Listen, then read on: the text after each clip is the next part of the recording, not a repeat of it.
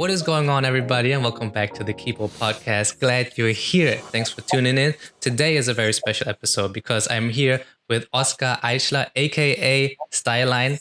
Thank you so much for joining, man. I'm glad you're here, and I can't wait to Thanks get for having me. started. Yeah. Excited, yeah. So right off the bat, right before we get started, you are nowhere close to me right now physically, right? Because for you guys who don't know, I'm located here in the Netherlands. And Oskar, you are sitting all the way across the globe in Bali, Indonesia, right? Yep, that's right. So what's the time difference like? 6 hours right now. If you guys are in summertime, it's 6 hours. It's 6 9 hours. p.m. It's 9 p.m. Yeah. Over here it's 3 p.m. now. So what I want to know right off the bat is your day is practically almost over, right? How was your day today? Your day in Bali, Indonesia, the paradise for us Europeans. Yeah, my day was. I actually had a really productive day. I was really happy with myself. Mondays I usually catch up from the weekend. We have something in our team we call the Monday meeting. So we catch up. We had a good catch up call with one of my friends in the States, who's working in the States right now. We're planning some stuff for October. We have a big event coming up. And then, we're preparing a new app release, a new app update that is coming out this week as well. We'll be talking more about that probably later in the show. But we had a really good day. Lunch on Mondays, I always order a sandwich. So I had a sandwich today. And now I'm here joining you in this podcast. I'm excited. Man, that sounds like a good day. You seem so happy. I can only imagine like the nice weather, the southern East Asia vibes, you know. You seem very right relaxed. now we're also a little bit hit by the entire pandemic situation here as well. The beaches were closed for a while. Right. It's been all right. The problem is we can't really leave Bali right now. If you leave, it's really difficult to come back. I actually have a residency here, so I have a kita, so I can actually come back. But some of my friends, they are kind of on an emergency visa here at the moment. So they couldn't leave because they can't come back. And that's kind of the problem we have with one of my friends in the States right now. And he wasn't able to come back for the last half year now. And we're trying to get him back. We're trying to get him a new visa that he can come back here, but it's really difficult at the moment. But otherwise, it's really nice to be here. The weather is really nice, especially right now it's considered dry season. So the weather is great. And last week we did a really cool hiking trip to Lombok. We climbed the volcano and did like a motorbike road trip for like a week. It was awesome. It was our first time off this entire year. So that was really cool. Yeah. Man, I'm jealous. Label me jealous. That's all right.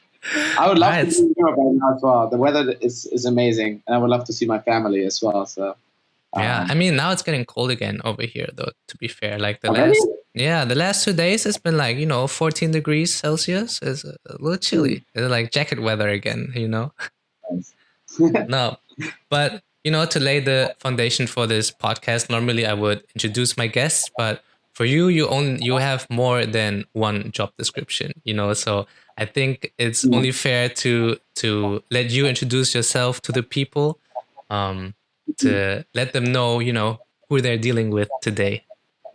Yeah, I think it's hard to describe sometimes. For me, it's not just one description, it's more like a journey. I've been a DJ and producer for a long time. I think like a DJ probably since I was 16. So that's like 10 years now. A producer is probably since 8 years at this point. I founded my own company. I sold that company already. So that already happened. And now I'm the COO of an electronic music website. And we just founded a brand new app as well called Songstats. And I'm the CEO of that company. So I'm wearing quite a few hats. It's a little bit difficult sometimes to manage, but it's definitely fun. And I'm happy to dive into how all this happened over time because it's a really interesting, I think, progression. And I think a lot of people can learn something from maybe the decisions I've been taking. And I think I have some things to share there, I think. So yeah. All right. Yeah, I'm excited, man. Let's do it. Let's jump right in. Let's start off with music, right? Because all the hats you're wearing, they're all connected in one knot, and that is music. So you grew up. Let's talk about your growing up, right? So you grew up in Belgium, is that correct? Yeah, I since I was 6 years old, I was there for 9 years until I was 15, I think, or 16. Yeah. Right. Uh, And any musical influences in the family, friends, or yeah, especially my mother's side is really musical. So my uncle, he's actually playing like the what is it even called, the organ, the one in the church, the big yeah, yeah, instrument in the church. yeah. And then my mom, she plays piano. I played saxophone from when I was like 7 years old for like I think Oh, 9 or 10 years. I was playing saxophone, and I think I got really into electronic music the summer of 2000. When was that? Like 2012, maybe something around that time. When like really, I don't know. That was when David Guetta became more mainstream. When all these tracks, like when pop music became a little bit influenced suddenly by electronic music. That's when like I really got into it. A little bit earlier maybe as well, but then I was more into house music a bit, and then when the pop stuff started in electronic music, I was like all for it. That's kind of how that came along. It yeah. was But exciting. then it was more of a personal preference, right? Because you talk about your family's music and you playing the saxophone. I suppose it's more classically Yeah, but classic I, pop. for example, with the saxophone, I never really enjoyed playing the classical stuff. Like I would literally ask my teacher, and I would organize myself like the notes for example, Pirates of the Caribbean, and then I would play like Pirates of the Caribbean because I enjoy playing that. Or Hans Zimmer, for example, he's an amazing composer, and I was always like a big fan. So then, like I would look up these, I would play the stuff that I enjoy, and I would not like just do the practice things in when I was playing or practicing. I don't know. So that definitely, I don't know. Like I wouldn't say that like my music education has so much background on like the electronic music influence, but then later in music production, it definitely took more and more shape because having a classical, like having knowledge of how like notations work and how chords work and all these things, they come in really handy once you start producing your own music. Yeah. And actually, for that reason, now I would have liked learning piano instead of saxophone. I think because in a saxophone, if you think about it, you only play one note at a time. So I'm really good at melodies because like you basically just play one note at a time. But then on a piano, you can play 10, if not even more notes with chords, and you like I had to learn all this afterwards, and it took me quite a long time. It's like learning a new language. If it's your mother tongue, it's really easy if you learn while you grow up. So saxophone and melodies were always easy for me, but then learning chords and learning how, just how to play. Like the good thing is you don't even need it so much in electronic music. That's the truth. So it wasn't even that hard. But yeah, I would have loved to learn piano instead when I was a kid because I think that gives you the biggest spectrum of like any music knowledge you can learn. Um, but yeah. Okay. Yeah, fair enough. So you started listening to house music around the time of 2012. No, I think before like 2010, maybe I had like my own iTunes collection. I had Oh, this like shitty computer, and I would burn all the CDs onto my hard drive and start like my own library, tag everything, collect the cover artworks. The husband of my aunt, so my cousin's dad, he was really big into like ripping the charts every time. Like I don't know where he got them from. I think he got them from like torrent or something. Back then there was like LimeWire and everything was like illegal still. So he burned them always like the top 100 songs for me every month. And I would like pick my favorite ones and start like my own collection. I was really into it.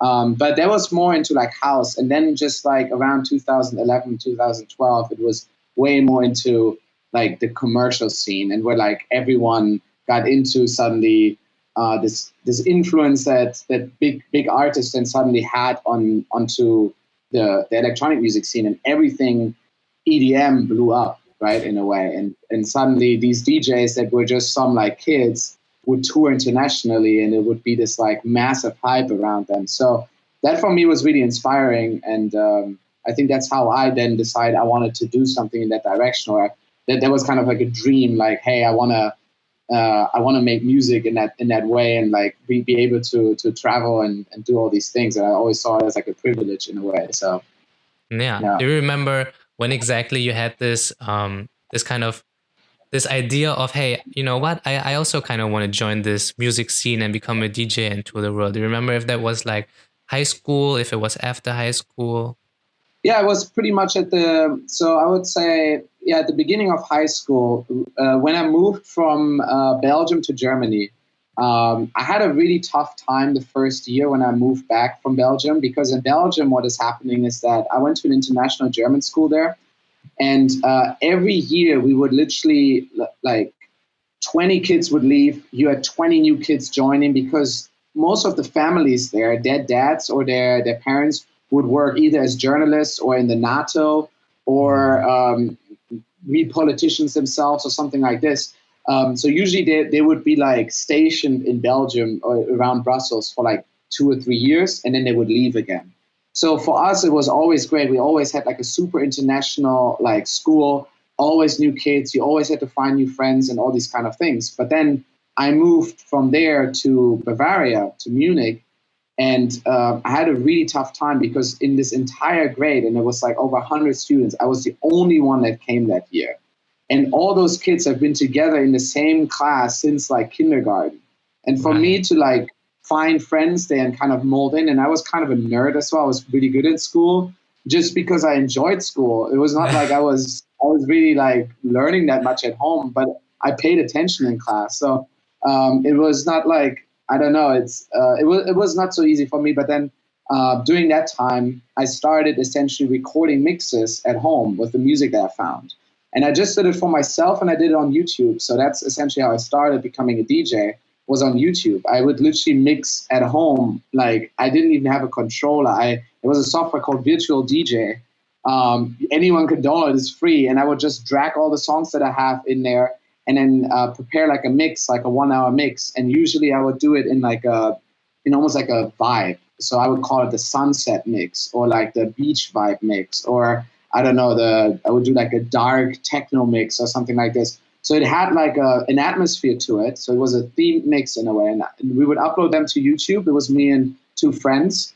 We would all mix those. And that first channel that we had grew to over 100,000 subscribers. And that was when YouTube was very small.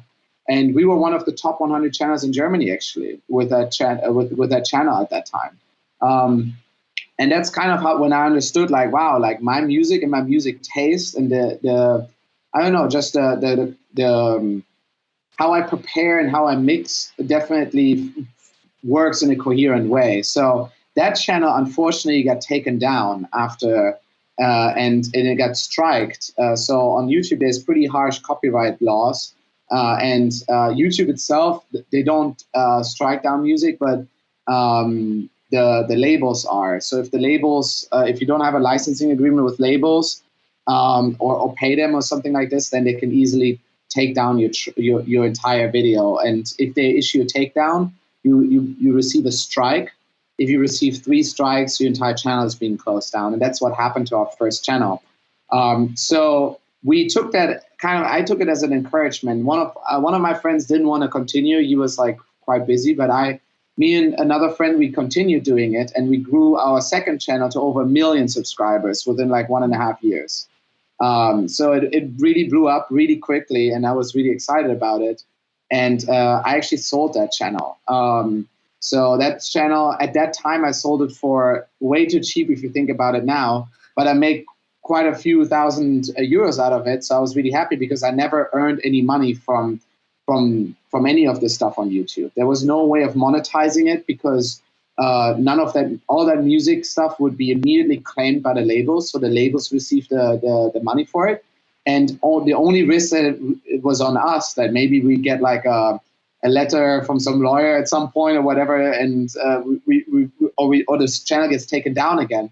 So actually at that point, when it was just crossing 1 million subscribers, we were selling it. And that was when 1 million subscribers was also still like a big achievement. That was back in, when was that actually? That was like 7 or 8 years ago. So it was a lot of subscribers back then. And Well, it gave me the money though that I needed to start my own company. So it was the right move to do that and to grow it in that direction. So yeah. Yeah, man, that is an amazing story because I Yeah. didn't know about those two channels in the beginning because they got taken down now. But I checked out your YouTube channel, right? Mhm. And all the way in the back, like from all the way in the back, like there are still those 2012 mixes, Yeah. and there's this one, I forgot what the name is, but it's like the thumbnail is like this woman standing with the headphones on, and behind her is like the skyline or the city Yeah. or whatever. And I am 100% sure that I don't know if that's like the original video or not, but I watched that video, like I listened to that mix Yeah. like way back when I was in high school too. Probably the one that is now up on my channel is just a re-upload because it got probably taken down, and then maybe it was on the other channel that got sold and it got taken down there. But some of my favorite ones that I knew are not going to cause too much copyright problems, I re-uploaded them. They are up on the channel still now, and it's kind of a nostalgia kind of thing for a lot of people. I still get quite a few comments about it every week. The people are like, Yeah. "Wow, like, this was the best. That like I grew up with this music." Yeah, So that's awesome. I did too, and it's so crazy. Yeah. But like, still, it's a re-upload. But like, you and your friends mixed that mix, right? Yeah. That is so All of crazy. these mixes, all of these mixes were mixed. I think a lot of people that were on YouTube during that time saw those mixes and they were listening to them on like a regular basis, Yeah. especially because it was not so overcrowded yet with every DJ making mixes, every DJ having podcasts. Now there's so much content. Back then it was really like mainly us doing it, and we weren't even like big names or something. We were just some kids with a good music taste. I would say so. It was kind of fun. Yeah, Um, man, that's I love that story.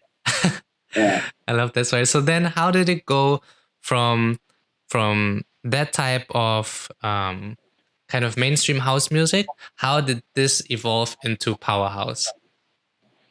Yeah, so we skipped a big part here in my personal life because what happened in the meantime was that I finished my high school graduation. And actually, so the last 2 years of my high school, I kind of went in parallel to uni as well already. So there was a special program that was going on in Munich from the Technical University in Munich called the TUM Kolleg. So essentially, the idea was here that 15 students, like gifted students, could essentially, while going to high school, could also go to the university at the same time. And I think the idea here was that it was almost like a scouting program of the university to handpick some students that they see a lot of potential in and then win them as students once they go out of high school. And that happened to me. And to be fair, I was very nervous because I'm not the traditional like student that you would think of that like sits down and learns a lot and is so engaged. I was more like, I was always the one thinking a little bit out of the box and being a little bit crazy. And I think that's exactly why they picked me as well, because I was the one that was not like, they grew up in Belgium, that like did a little bit of different things. So I think I was very nervous about applying for it actually. And I still remember the conversation with my mom about it. And she said, it's up to you. And then I said, well, I'm going to apply, and then I leave it up to the teachers. If they think I'm the right fit, I will be the right fit. And it chose me. And I was surprised because other people that were picked, they had to like come to like an interview and then literally do like calculations in front of like these like professors and everything. And I didn't have to do that. I was so lucky I didn't have to do that because I would have fucked that up big time probably. But Really? they just took me right away, and I was extremely excited. I was nervous that these students, these kids that I was there with for these 2 years, would be way too like focused on just studying. But that wasn't the case at all. I had the most amazing class ever. We were just me and 14 others, and the best teachers during that time, and a lot of fun. We were nerds, but I think there's a saying from Bill Gates: "Be nice to nerds because eventually we'll start working for them." So I think that's absolutely true, because in the end of the day, all my friends there now, they are really successful. They all studied really, really great great topics. And I think that was really what set me up for my roadmap of, I think nothing beats good education. So especially if you're like up to high school, when you're still like discovering what you want to do, soak in everything, because I think any option that comes and opens itself at some point, being well educated for on like a wide spectrum is really helpful. So, for example, I founded my own company. I had no idea how to do it. I didn't study business. I didn't had a business plan. No one ever told me. But you figure it out and you do it eventually, right? Exactly. So it's you can do it. So essentially, what happened is I did not continue uni. Me and my best friend from that time, we met doing that program, and she and I decided mutually that we wanted to do a world trip.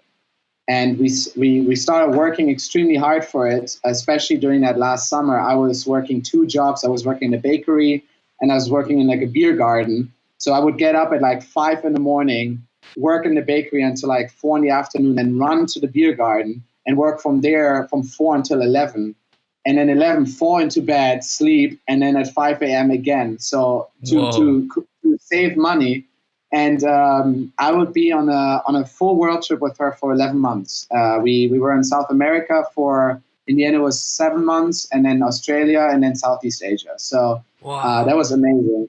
And I would, during that time, still do my mixes. Every like 1 or 2 weeks, I would finish a mix. And obviously those mixes were then really inspired by where I was traveling, because suddenly, when you're suddenly in South America, you hear all this like reggaeton and Latin music, and then you mix that with some electro stuff, and then that was really great. It was a great period, and that's where during that time my channel kind of grew towards the 1 million subscribers, and so that kind of happened, and that's kind of how I first got introduced, mostly as well, to Southeast Asia. That's also the first time I came here to Bali, to be fair. So now then there's another interesting topic, which is during the time when I was in the program at the Technical University of Munich, there was the opportunity to do an international internship. So we were all given the opportunity to do it for like 1 month, a 1 month international internship, while other students had to go to school. So it was the perfect thing. It's like, yeah, fuck, of course I want to do it. So me and a good friend of mine, we both went to Shanghai for our international internship.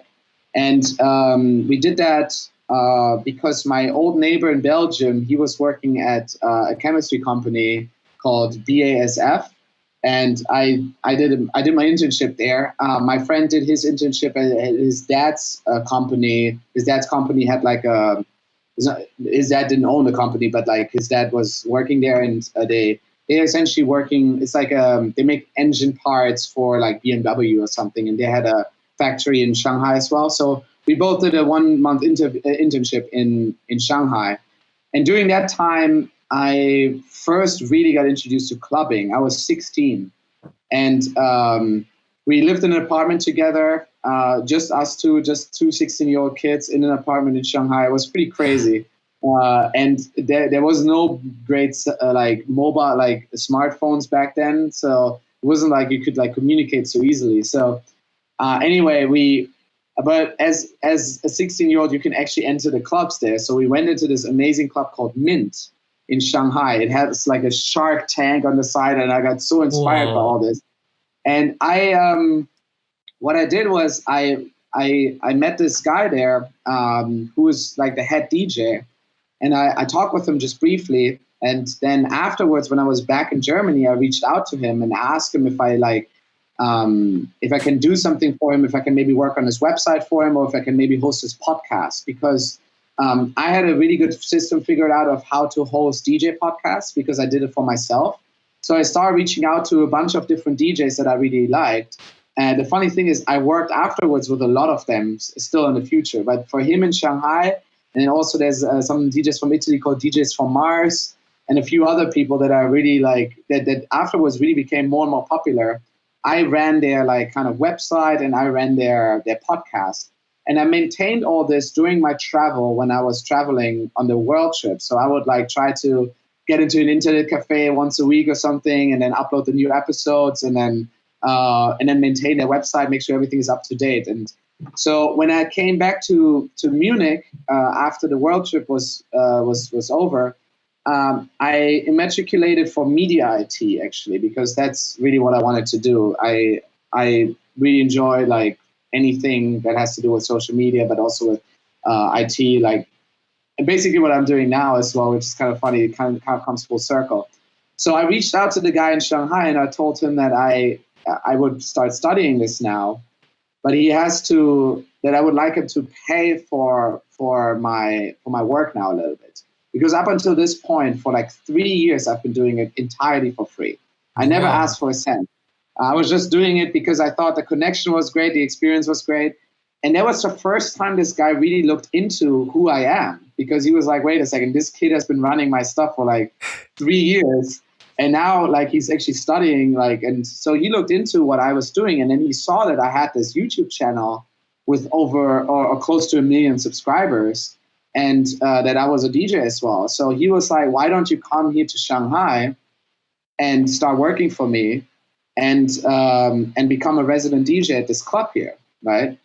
I was like, yes, let's try it. You know, it wasn't so easy. I mean, I need to say that a lot of the things that I was able to do up until that point, when I was, at this point I was 18 or 19 at that age, were supported by my family. And I think that's a really big factor. Like the world trip was supported by my family, not financially, but I mean, maybe a little bit financially, but I mean, I'm worked for most of it myself, but just like from encouragement and just from like a standpoint of like, let him experience all these different things. So I'm really thankful to both my mom and my dad for kind of like letting me do these things or encouraging me to experience them. So me going to Shanghai the first time, I went there for like, I think 2 or 3 weeks just to see what it was like, because it's definitely a different world.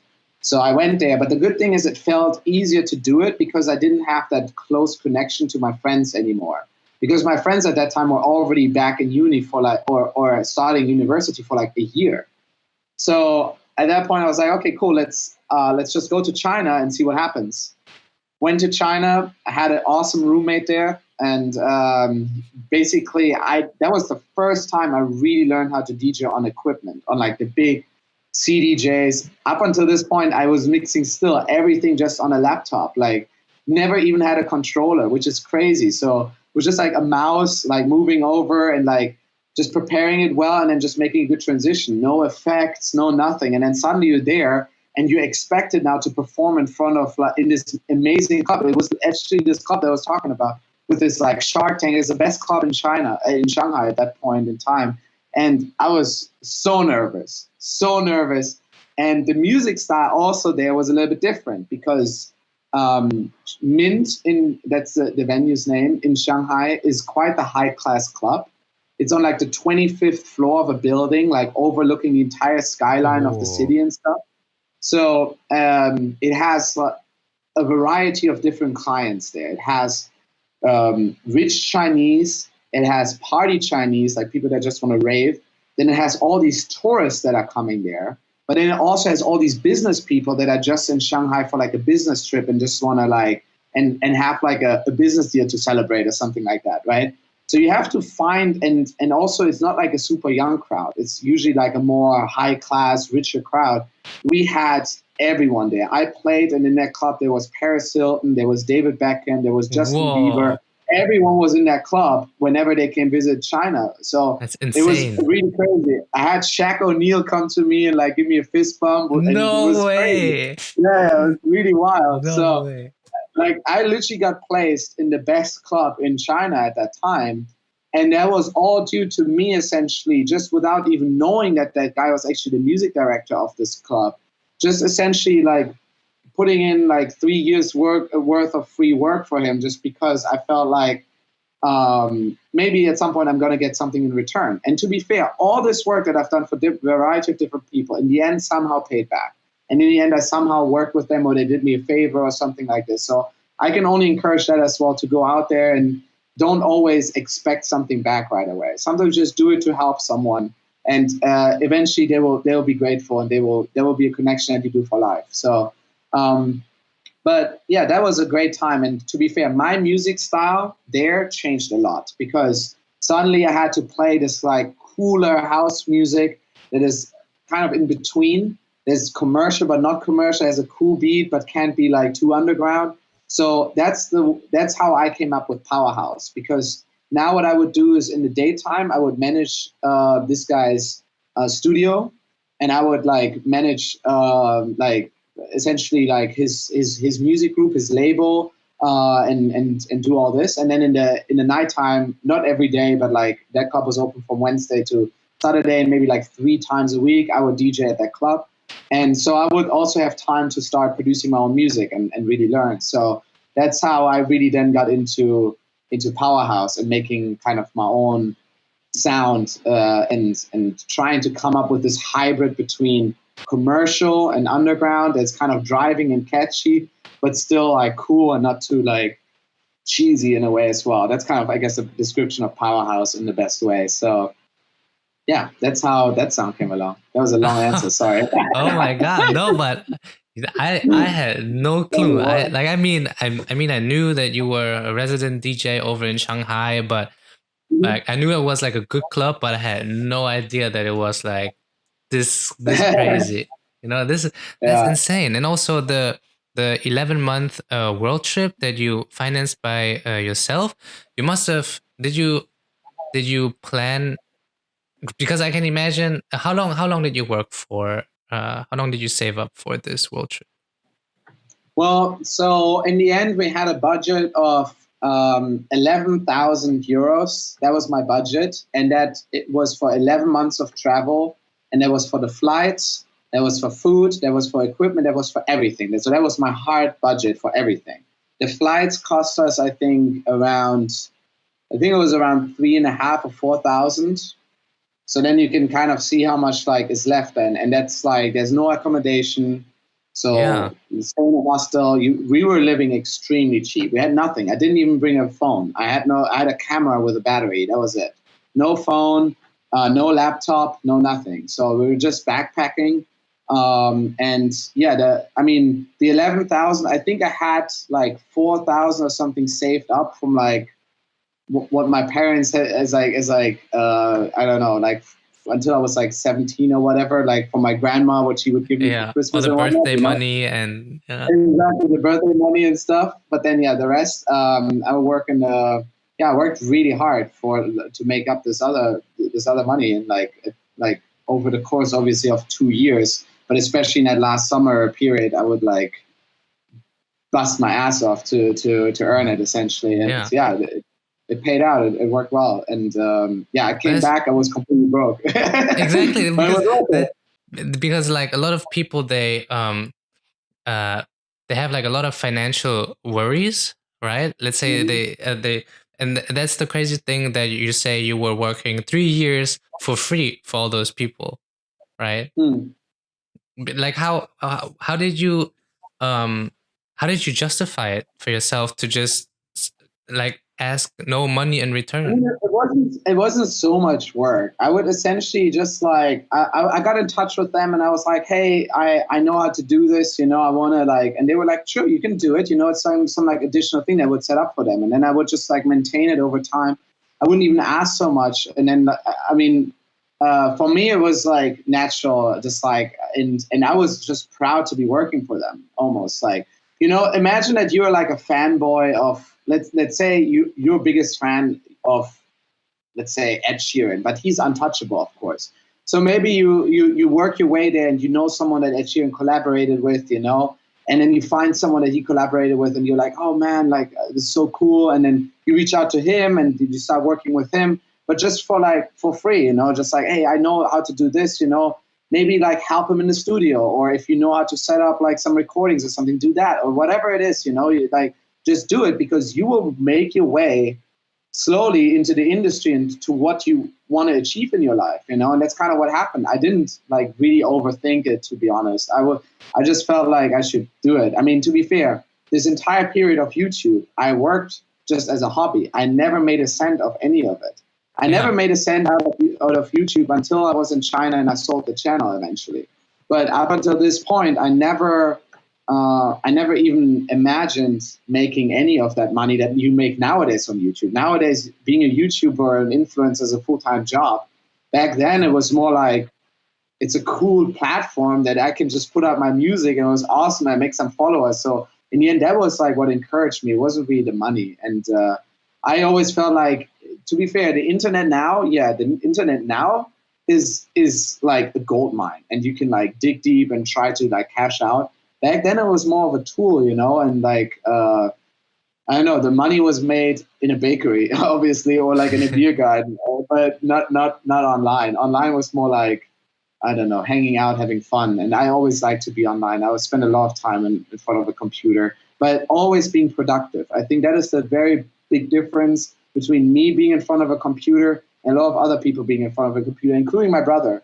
So he had that same period, but he was just like more like consume, you know, you like play video games or something like this. But even when I played a video game, I would like immediately try to like hack it or something, or like how can I spend the least amount of time to be the most like successful at this game, and like really try like hard to like get like, I don't know, cheat the system in a way. So I like to be productive in front of the computer. I like to make my own mix, not just consume a mix and then upload it and then do your own Photoshop. And I think in general nowadays being a DJ is almost like a full-time, you're your own social media manager, you're your own, oftentimes you're your own touring agent, you're everything by yourself, unless you grow to a size where you can afford having a team. So you better be good at a computer, and you better be good with Photoshop and with all these kind of things because you will need it. So it's, yeah. Yeah, you have to be able to create and not just consume. That's, I think, yeah, a very big 100%. thing. Yeah. And that's how you should see the internet, and that's how you should see like a computer in general. Like set aside time to consume and relax, like watch a movie or something. But then otherwise, this is like a work instrument, right? Be productive and then just like use it to create anything, you know? Like if you like to write something. If you like to paint something, you know? But then like post it online and just get feedback, because some people will see it. You will start to work with someone or make a connection, and that's how you start growing, I think. Yeah. And don't be afraid to share like your stuff when it's not good yet, because everyone started shit.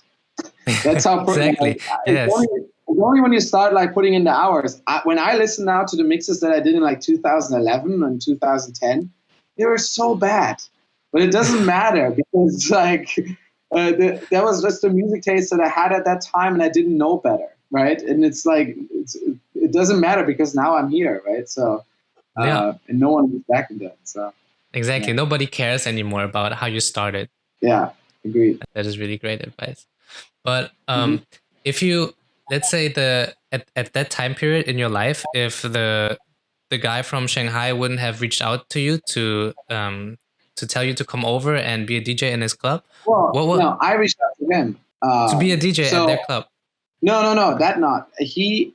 So what I did was I immatriculated for university. I was approved and everything. So I basically then reached out to him and also 2-3 other people that I worked for free all this time. And I just said, look, like I'm broke. I need money. I have $0 in my bank account. Even though I learned so much and experienced so much on the world trip, and I would never trade those 11,000 like euros that I saved there for anything else. That was great. It was the best investment of my life. But at that time, now I'm a student, right? Or I was thinking that I'm going to be a student. So I reached out to him and also these others, and I was like, how about you start paying me like $400, $500 a month or something? And I would just keep doing what I'm doing for you, and probably even more, because now I'm studying this. So I will get even better and I will learn more, and whatever I learn, I will apply to what I'm doing for you. And he then had the idea, and I think it came along with like that they just lost one of their DJs. He had to go back to the UK, and he wanted to start his own label and do all these things. So he was like, well, why don't I just pick up this kid who's been working really well for me for like the last 3 years, give him a job at this club. And it was in his favor big time, because essentially he didn't pay me, and I would still work in the daytime for him to run his label and run his studio and everything. And only the club would pay me, because he's the music director. He would like put me on the schedule. I would get paid by the club, but he didn't have any costs, so I would work for him for free. So it Right. worked in his favor. It was pretty smart on his end.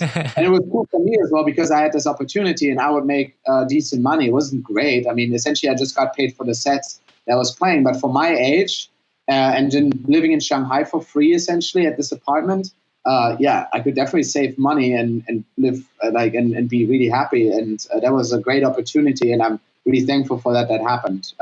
If that wouldn't have happened, I would probably had studied media IT in Munich.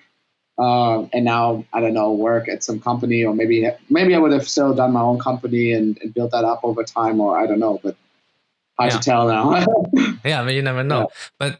then let's talk about let's for the people who are also who like to make their own music mix, right? To upload it on YouTube or Mhm. on SoundCloud nowadays, and who want to also make the step to become a DJ in a club, right? Mhm. You already said when you got there, you were kind of overwhelmed with the equipment and all the new features that you had to, implement in your work. Yeah.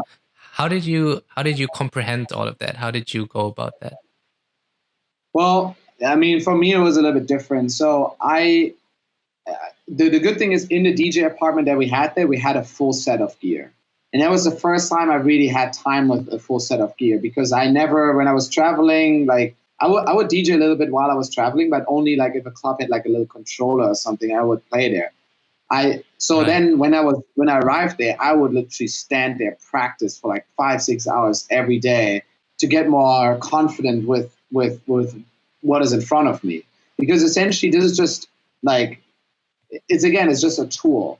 Like at some point you stop thinking about it. Nowadays I don't even think about any of this anymore. And I was just teaching one of my good friends actually how to DJ, and it's kind of funny. And I think the main parts that I already had was just passion for music, a great music library, a great ear for transitions. And the cool thing is that like all the transitions I was doing up until this point were literally just song on song, just like by hearing, finding the right key, and then finding the right time to mix out and mix into the next song. That's what all my mixes on YouTube were about. Now you suddenly have this tool where you can like have effects and echoes and delays and whatnot. So now it like takes what you're doing to another level. But I would still recommend to anyone that wants to learn how to DJ to start with the absolute basics. And you're not never going to learn how to DJ if you don't have a good taste in music, if you don't have an interest in sharing your passion for music. And I think nowadays I'm like a way more chill about, for example, before when you're the DJ in a room and you come to like a house party or something, everyone's just like, oh yeah, give him the aux or whatever. He should play the music, you know. And then Yep. you don't even know if you like actually like really fit the vibe with the music you're playing, but everyone's like, yeah, you know. But just because you're the DJ, right? That's kind of this weird thing. Nowadays, I'm like way more. I'm like, no, someone else can play the music. You know, I'm doing it way too often already. So I'm actually happy if someone else takes ownership of the atmosphere because that's essentially what you're doing as a DJ. You're taking ownership of the atmosphere in a room. And that's why being a DJ is quite addictive because essentially you're forcing people into your vibe. And if you're doing that too aggressively and you force them into a vibe that they don't want to be, you're not a good DJ. And that's what they then probably call that you're not reading the crowd. Because essentially what you're doing is you're just like playing some tracks that you think are cool, but you can clearly see the people are not enjoying themselves. And that's not what you're about. You're about like, and I always thought of that as a DJ, mainly when I was also a resident DJ. You are there for other people's entertainment.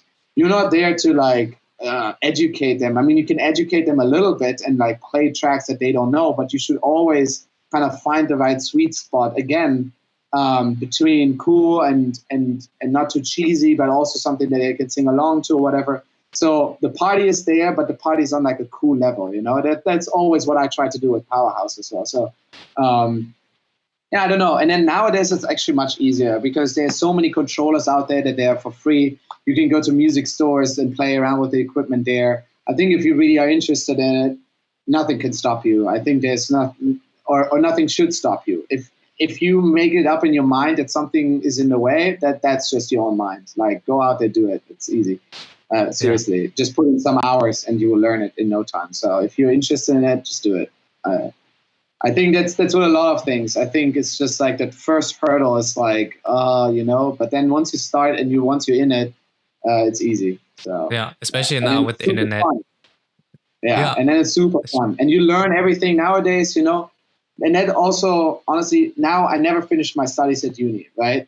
And like every time I talk with my grandma, she's like, "Oh, when do you go back and study?" And no. To be fair, to be fair, I now, and I say that to anyone that has a big self drive. I agree that university was the best way of learning anything 10, 15 years ago, maybe still. But nowadays, you have one other big resource besides just like the library and university, and that's the internet. And you can learn the most specific things online that you would never learn in a university, because a university is doing a program where they like have their like year worth of content that they need to go through that probably has been established a few years prior. So like on any recent topic as well, let's say AI, maybe some leading like maybe some leading universities have like good programs that are quite recent and quite up to date. But otherwise, this stuff will always be outdated a little bit. So if you are really interested in certain topics, you can learn all of this online as well. If you find the right communities, the right forums, people will probably like share knowledge there, which is just like on a like specifically on a way higher level. But like then a university is really great to prepare you on like the broader scheme. So it was funny when I founded the company when I was in China. I asked a lot of my friends that were studying business and in Munich at that time how to do this, how to do taxes, how to register. No one had a clue. So in the end, I figured it all out myself, and no one ever taught me how to do it. But because it's specific knowledge, you can just acquire it, I think. So I think that's how I view these kind of things nowadays. It's like instead of me spending 4 or 5 years in university learning 80% of things that I need to immediately like not use anymore in the job, then enter the job with these 20 specific percent, then put another 50 or so percent on top that you now need specifically for your job, then you basically wasted like a lot of your time learning stuff that you don't actually need at that point. So for me now, I basically use my time pretty efficiently because I'm learning the things that I'm actually applying right away to whatever I'm doing. And that's kind of, I think, sometimes gives me like a head start. And I guess that's how I was able to do quite a lot while still being pretty young. So, but yeah, it's Yeah. yeah, That is so. maybe. It's this topic of university and internet is such a generational difference, the difference maker. Yeah, And it's funny because I had Ramses Commander on the last podcast, and he's the software and programmer and software developer, and he yeah, also did not finish his bachelor's, and he also has never taken a paid course in his life. Everything, yeah, almost everything, or majority, is self-taught, and the things that yeah. he does is also incredible. So I would definitely agree. Nowadays, the Mhm. knowledge is really just there to grasp. There's no definite necessity to go to university anymore if you don't want to do it. I Before agree. I we, think what you need is a drive and an interest, yeah, and that sometimes upsets me because I always had that drive, and I felt it mainly since I was like 15 in music and in like computers and IT and connecting these things. So I'm thankful for that I have that drive. It kind of upsets me when people are like out of high school, they have all the doors open, they could like do anything, but then they don't know, and then they study something they don't really feel just because it like in that case, dude, even if you just have a few $1,000 or whatever, or even just a little bit, travel a bit, experience new things, like take a break, whatever people tell you. That's like the best time in your life to kind of experience and learn new things and kind of like look outside the box a little bit, because suddenly you will discover that you really enjoy maybe being like a tourist guide, or I don't know, like whatever it is, maybe you really you will discover something for yourself. I believe everyone will have their path that really fulfills them. So you just, if you don't know it right after high school, take a break, do something instead, instead of like throwing yourself into something that then you don't really feel like, and unless you feel it, then freaking go for it. And to be fair, everything that I've just said is in relation to topics that are not like crazy like medicine or law or something like where you actually need a degree and you actually need like proper education. Like I would never trust an internet self-taught doctor to give me a surgery. Seriously. So this is all taken with a grain of salt. But for music, of course, programming, of course, everything is there online. So if you want to do anything creative, uh, find things online. I think is a great resource. Yeah. Yes, very true, very true. I wanna talk about, before we conclude the topic of DJing. I wanna Mm-hmm. quickly ask you, now that you have been a DJ for so long, and if you compare yourself, how you thought before you became a DJ, what were like the expectations versus reality, that you could tell the people now who are also playing with the idea of becoming a DJ? I think my expectation back in 2012 was that when you land a hit and you can basically blow up and become this like superstar, because there was all these examples out there of Martin Garrix and all these like kids that suddenly pop out of nowhere, 17 years old, have one track and become an international touring superstar, right? That is not the case anymore. And to be fair, in my case, I was always hustling more for my DJ career. I always saw it more as a hobby. I never saw it as a full-time job. And I honestly don't recommend anyone to approach being a DJ as a full-time career anymore. If it's a hobby that turns into it, awesome. But don't like bet on it and don't like throw away other opportunities to become that, in my opinion. And I think that's always what I saw as well, is that this DJ hype train that is there, this industry is really oversaturated now. There's so many people, anyone can become a DJ. It's so much easier now to work with equipment. Nowadays, these CDJs are essentially playing by themselves. Production is so much easier than it was ever before. All these tools are out there now. It's if you really want to do it because you have a really big passion for it. Produce music because you love doing it, and DJ for your friends because you love sharing your atmosphere with other people.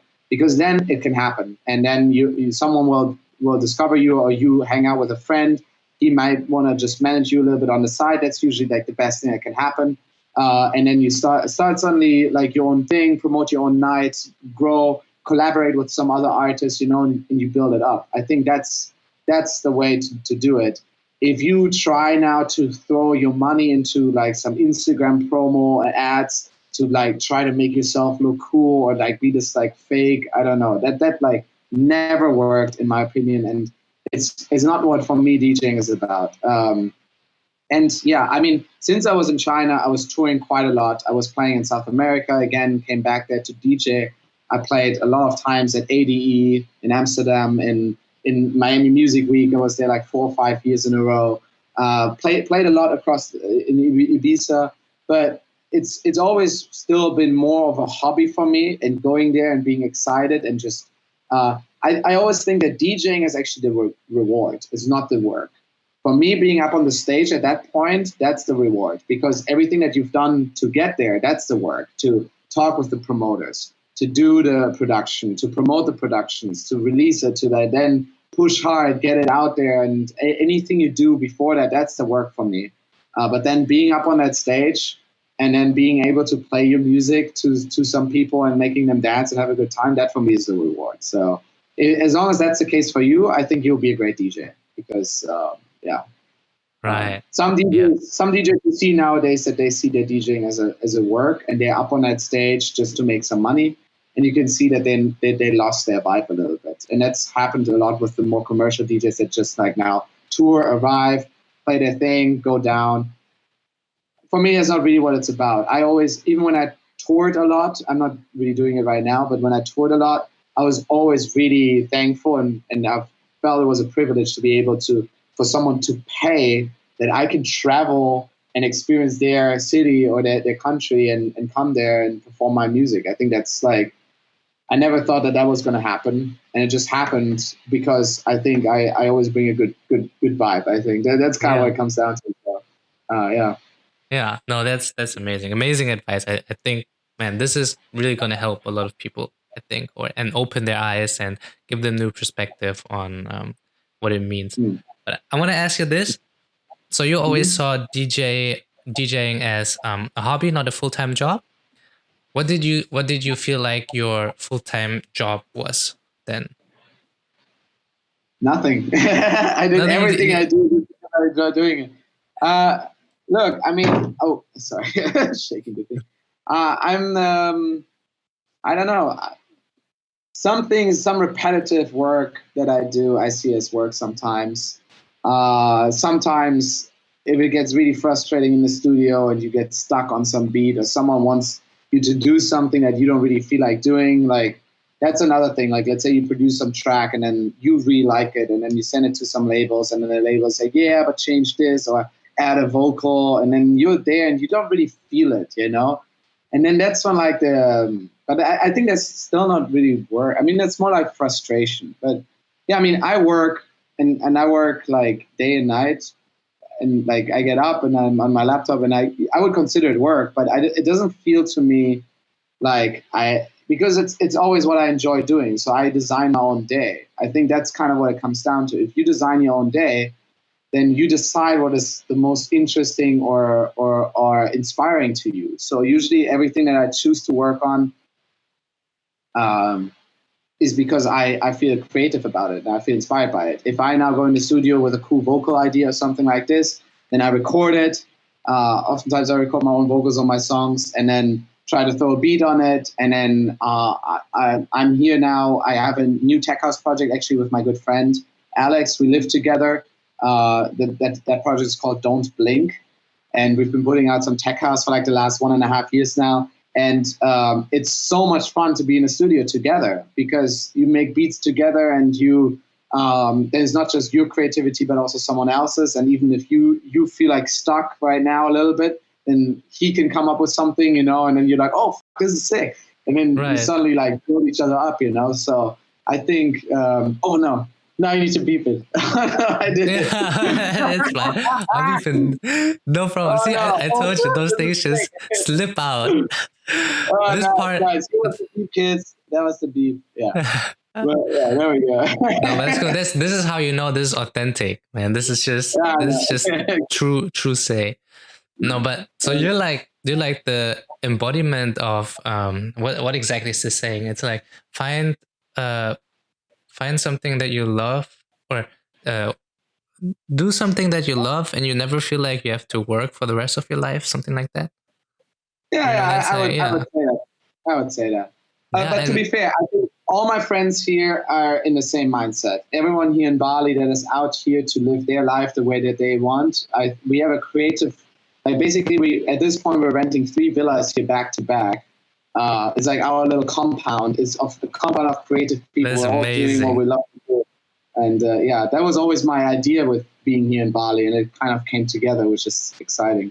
So that is I would say not feeling like you have to work, and just what you have described, I think, is like the ultimate life for a lot of people. Just like this personal fulfillment. You know, it doesn't necessarily have to be a DJ or producer, but like this fulfillment, I think that's what everybody's looking for. And it's just great that you have that, so you can share your story, your experience. I mean, I can see that that's easy to like look on and then be like, yeah, but he doesn't have financial worries or something like this, you know, and that might be true, you know. It's easy. Let's say I was like in a lot of financial pressure, then obviously like the entire situation changes, because then suddenly, yeah, you need to do this shitty work for labels because you need this track to come out, because you need all these things. I understand that, you know, but try then at least during that time to still do something on the side that fulfills you anyway. Because then you can like at least like know, okay, I have this shitty period now where I do this stuff that I don't really like doing for like 4 or 5 hours. But then I go home and I have something that fulfills me, and you work towards that. And trust me, that thing that fulfills you will start taking up more and more of your life until suddenly it's your full day, because that will become like a profession that you do. So exactly. I think that's what you should be doing. Yeah. I also wanted to say that I want to put those, kind of take off those tunnel vision love glasses that only focus on, you know, the nice side of doing what you're doing, because you already said you also have times where you have to get things done that you don't necessarily love to do. right? Yeah. And I think I also talked about it with Ronan, my previous guest, about how now on the internet and on social media, you see all these people have that, and then you try to get there, and as soon as something doesn't, you don't like something and you have to do it, you feel like that's not the thing to do, or you're going the wrong path, or you're pursuing a wrong thing, and there's just no such thing as like the 100% only do what you love type of world. Yeah, I think the social media nowadays is very, it's almost, what's the right word here? It's not distracting, but it's misleading almost. It's misleading, yes. Yeah. Because what is happening is that you always see the best side of someone, and it's not the true self. You know, like everyone. Why would I post a picture of me, like having a small mental breakdown in the studio because I can't get that kick drum to work on that bass line? You know, it's that's not what you're posting. You know, okay, maybe it's nowadays some people live stream that stuff. Even, I mean, they live stream half their life right now, but like. I mean, but usually what is happening is that, like, you always got to know that the people portray the best version of themselves, the version that they want to be, that they not are all the time, right? So if you understand that, I don't really spend a lot of time on social media, to be honest. I don't feel like looking at my Instagram too much. To be honest, that always has been, I think, the biggest hurdle of my DJ career as well, is that I enjoy making the music, putting out the music, but I'm not the person that like records themselves every day on social media and becomes this personality and character. And I think that is the biggest problem, because if you want to become nowadays a DJ as well, you need to kind of be a personality that people want to hang out with. You know, if you only show us, if I only post cover artworks of my new songs, then no one sees my face, and then no one wants to book me, right? Why would they want to book me? But if I'm showing myself, having fun, being with my friends, drinking or whatever, you know, then yeah, of course. But I enjoy all these experiences without my phone.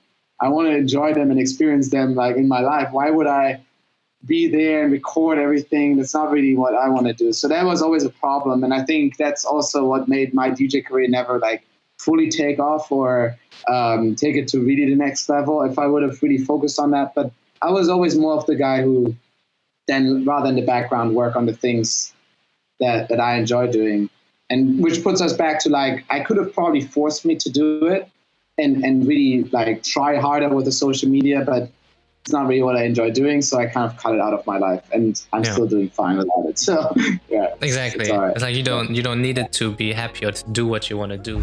Hey, what's up, y'all? It's me from the future here. First of all, thank you for watching. Thank you for sticking around to the end. I hope you enjoyed it. I'm actually here to announce that there is a second series of this podcast with Oskar coming out soon. Here we talked about everything about how he went on to become a DJ. In the second part, we're actually going to talk about how he took that a step further and now also got into music production, and also how his whole experience with the business world was, because we talked about how he started his own company and now he also has his hands full of being a CEO of a new up-and-coming company. So that's all very new and exciting, but we didn't want to cramp everything into one podcast. So this was all about DJing. The next one is also going to be about the businessy part, how to produce music, how to get into it, how he got into that with no business background whatsoever, how that is going now, his projects, and whatnot. So if you want to stay tuned for that, then please hit the subscribe button. Stay tuned for all the upcoming videos. Never miss a thing again. Also, if you like this video, then leave it a like. Check out our various other podcasts. We have so many different amazing people with interesting occupations on this channel. It's really been a blast making all these podcasts. So I hope you guys enjoy them all. If you have any suggestions or things you want to see, occupations you want to see,